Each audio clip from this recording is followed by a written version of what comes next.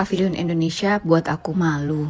Awalnya, aku skeptis bahkan apatis sama Pavilion Indonesia di Osaka World Expo 2025. Pas nyampe di depan pavilion berbentuk kapal karya arsitektur Andra Matin, bertepatan juga dengan adanya performance ondel-ondel dari Jakarta. Lumayan seru penarinya, apalagi pas antri masuk juga dikasih kopi dingin khas Indonesia. Pas awalnya masuk ke fasad, langsung disajikan deretan topeng dari berbagai daerah dengan balutan monokrom. Belum lagi ada tum-tum yang jadi official maskot Pavilion Indonesia, terinspirasi dari motif batik teruntung.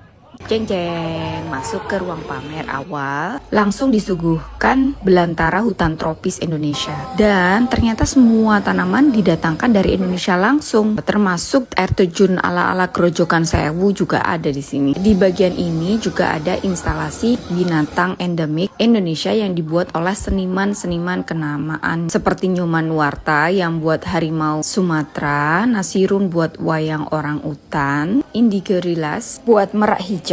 Harmoni flora dan faunanya dapat banget. Setelah itu, ruang yang tertutup menayangkan video pengembaraan di laut. Ini karena Indonesia mau statement sebagai negara maritim. Di bagian lantainya juga ada screen sehingga ketika tayangan di pantai, audien terasa terseret ombak gitu. Gokil sih.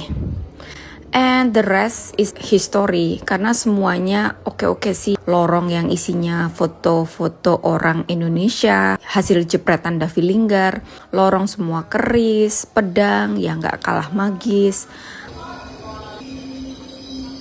Wastra tenun juga direpresentasikan dengan video pembuatan dan filosofinya. Terus ada juga ruang market ya, rencana pengembangan IKN. Dan last but not least, kita dibawa ke ruang teater yang menampilkan video wayang Bali dengan bahasa dan gambar semiotik.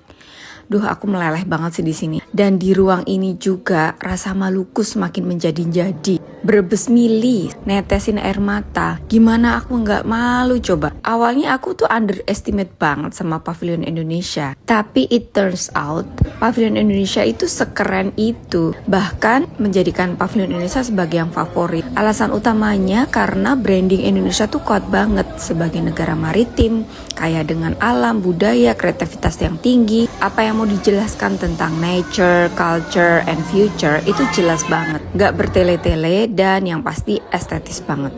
Apik. Arigatou gozaimashita, anjungan Indonesia. Kalian membanggakan.